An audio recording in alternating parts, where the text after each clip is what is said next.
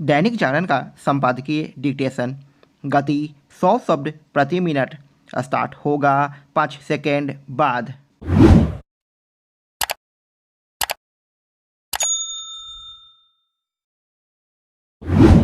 Start. Vote bank और तुष्टीकरण की राजनीति के लिए नेता किस हद तक जा सकते हैं, इसका उदाहरण है समाजवादी पार्टी के प्रमुख अखिलेश यादव का माफिया मुख्तार अंसारी के घर जाना और न्यायिक हिरासत में उपचार के दौरान उसकी मौत के लिए उत्तर प्रदेश सरकार को जिम्मेदार ठहराना। वह यहीं तक नहीं रुके, उन्होंने माफिया के साथ नेता रहे मुख्तार अंसारी की मौत की जांच सुप्रीम कोर्ट के वर्तमान न्यायाधीश की निगरानी में कराए जाने की मांग भी कर डाली। सबसे अधिक आघातकारी बात यह रही कि मुख्तार अंसारी की मौत को लेकर उन्होंने अमेरिका और कनाडा के उन आरोपों का उल्लेख किया जिनके तहत यह कहा गया था कि कनाडा में एक खालिस्तानी आतंकी की हत्या में भारत का हाथ है और अमेरिका में एक खालिस्तान समर्थक की हत्या की साजिश किसी भारतीय एजेंट ने रची।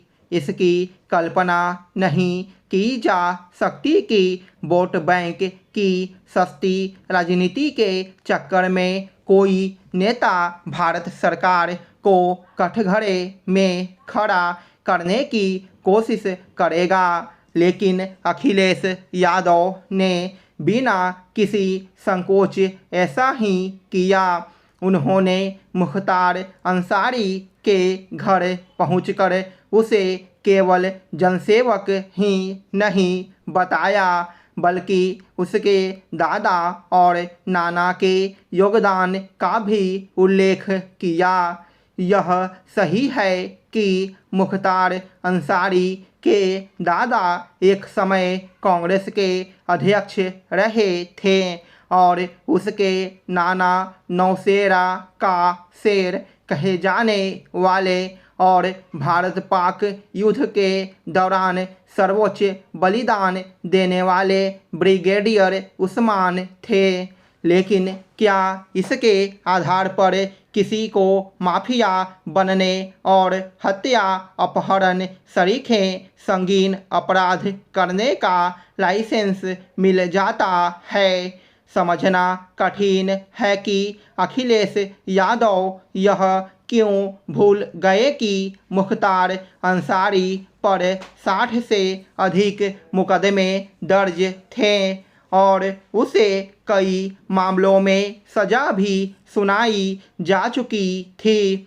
यह भी किसी से छिपा नहीं कि एक समय वह स्वयं मुख्तार अंसारी को माफिया के ही रूप में देखते थे और इसीलिए उन्होंने उसके कौमी एकता दल के सपा में विलय को ठुकरा दिया था। यह मानने के अच्छे भले कारण हैं कि अखिलेश यादव ने मुख्तार अंसारी के घर जाकर इसलिए आक्रोश जताया क्योंकि असुद्दीन ओवैसी उनसे पहले वहां पहुंच गए थे और उनके सहयोगियों ने यह शिकायत की थी कि आखिर अखिलेश यादव ने मुख्तार अंसारी के घर जाना जरूरी क्यों नहीं समझा। इसके बाद अखिलेश यादव ने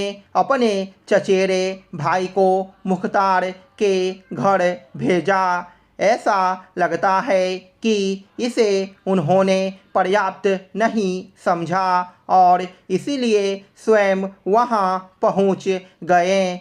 यह पहली बार नहीं है जब वोटों के फेर में किसी माफिया की मौत पर दुख जताने के साथ सरकार को कठघरे में खड़ा किया गया हो। यह काम पहले भी होता रहा है। इस पर आश्चर्य नहीं कि ओवैसी और अखिलेश के साथ साथ बसपा और कांग्रेस के नेता भी मुस्लिम वोट बैंक को रिझाने के लिए मुख्तार अंसारी की मौत पर अफसोस जता चुके हैं। जब तक इस तरह की राजनीति होती रहेगी तब तक राजनीति के अपराधीकरण को रोकना संभव नहीं होगा। गतिशील समाज चिंतनशील होते हैं। सोचने से विचार का जन्म होता है और व्यवस्थित चिंतन से विचारधारा के प्रभाव की काल अवधि होती है। पूर्व सांसद संजय निरूपण ने कहा है, एक निश्चित उम्र के बाद कोई विचारधारा मर जाती है। सत्ता में रहते हुए भाजपा की एक दशक की विफलताएं किसी से छिपी नहीं है। आज देश में असमानता चरम पर है। बेरोजगारी आसमान छू रही है। ग्रामीण भारत गंभीर संकट से जूझ रहा है और लोकतांत्रिक संस्थाओं को खोखला कर दिया गया है। अब लोगों को सपना दिखाया जा रहा है कि वे चमत्कारिक ढंग से होने जा रही प्रगति के लिए 2047 में अमृतकाल की प्रतीक्षा करें। लेकिन देश के मौजूदा हालात के बीच किसी को सही मायने में लोगों का प्रतिनिधित्व करना होगा और शासन की बागडोर संभालनी होगी। कांग्रेस के पास इसका अनुभव है। उसने उन संस्थाओं का निर्माण किया है जिनमें से अधिकांश को आज ध्वस्त किया जा रहा है। कांग्रेस ही आर्थिक उदारीकरण लाई और मनरेगा एवं राष्ट्रीय खाद्य सुरक्षा अधिनियम के माध्यम से सामाजिक सुरक्षा का आवरण बनाया, जो कोविड और उसके बाद के संकट से भारत को बचाने में सक्षम हुआ। पिछले दिनों राहुल गांधी की भारत जोड़ो यात्रा में बड़ी संख्या में बेरोजगार शामिल हुए।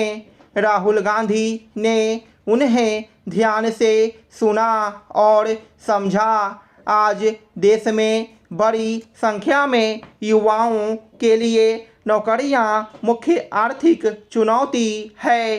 कारपोरेट टैक्स में छूट और छोटे व्यवसायों के खिलाफ भेदभावपूर्ण नीतियों सहित बड़े पूंजीपति घरानों पर मोदी सरकार के अत्यधिक ध्यान के कारण नौकरियों के कम अवसर उत्पन्न हो रहे हैं। आवधिक श्रम बल सर्वेक्षण के डाटा का इस्तेमाल करते हुए अर्थशास्त्री संतोष महलोत्रा ने अनुमान लगाया है कि देश में बेरोजगारों की संख्या 2012 में 1 करोड़ से बढ़कर 2022 में 4 करोड़ हो गई। हालांकि सरकार ही सब कुछ नहीं कर सकती है। निजी क्षेत्र में मिलने वाले रोजगार के अवसर इस समस्या का मुख्य समाधान हैं। शुरुआत के लिए पहली नौकरी योजना 25 वर्ष से कम उम्र के स्नातक और डिप्लोमा धारकों को 1 लाख रुपए सालाना वेतन के साथ 1 साल की अप्रेंटिसशिप का अधिकार प्रदान करेगी।